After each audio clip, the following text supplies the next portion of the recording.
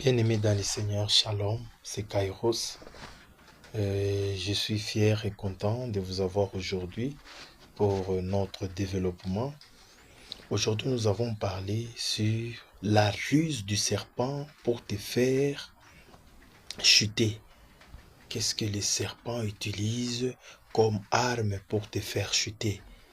Nous allons prendre le livre de Juges du 16e verset au 22e verset. C'est l'histoire de Samson, vous connaissez bien. Nous pouvons aussi prendre l'histoire d'Adam et Ève quand ils ont été mentis, ils ont été séduits par le serpent, par le mensonge, pour opérer dans leur vie et le rendre et le faire chasser du jardin d'Éden.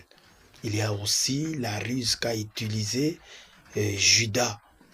Judas était l'élément capital pour la chute du Christ. Ce sont les quelques personnes que nous allons citer.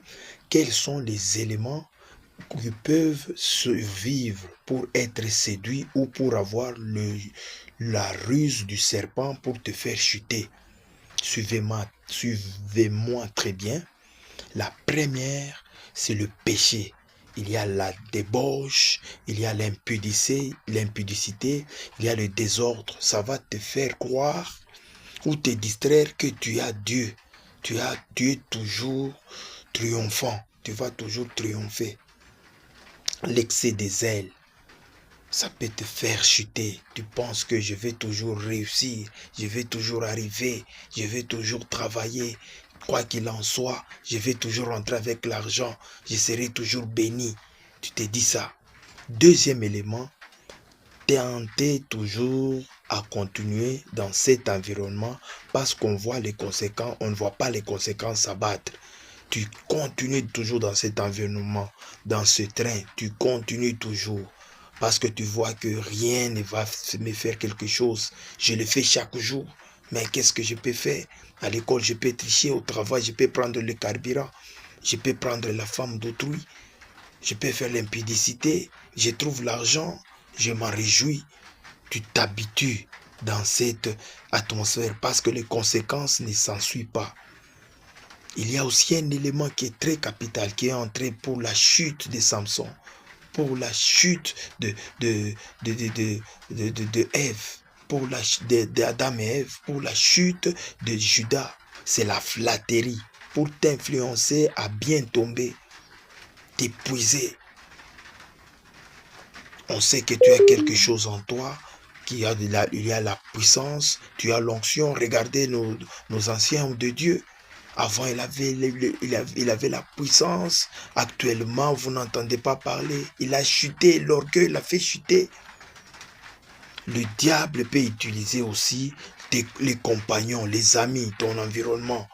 Il y a les connaissances, les influenceurs. On t'appelle préso. Tu prends l'argent du Minerval, de l'enfant, tu donnes. À la maison, tu parviens, tu prends l'argent de ton loyer, tu termines ça au bar. On t'appelle préso. Le diable utilise les influenceurs. Il y a aussi un élément, pour ne pas beaucoup plus tarder, tu vois bien que tu es dans un côté sombre. Tu es dans une zone sombre. Tu persistes toujours au fin fond. Tu sais que ça ne va pas. Cet endroit, il faut laisser. Cette ville, il faut laisser. La voix de Dieu te résonne. Petit à petit, tu n'entends plus la voix de l'Éternel. Petit à petit, à petit feu, la voix de l'Éternel commence à s'enfuir. L'excès de désobéissance. La désobéissance peut aussi te faire parvenir à la chute. Le sixième élément, excès des épreuves. L'esprit ne parvient plus à te contrôler. Ton âme ne parvient plus. Et vous savez bien que la chair n'est jamais maître et la chair cède. Et c'est ta chute. Si tu es à l'abri tu es à l'abri du malin et c'est fini. Ce sont les éléments capitaux qu'il faut bien se rendre compte. C'était qu'un l'exorcement de cette parole. Ça vous résonne en 2026. Faites part, regardez ces éléments pour que ça ne vous mène pas à chute.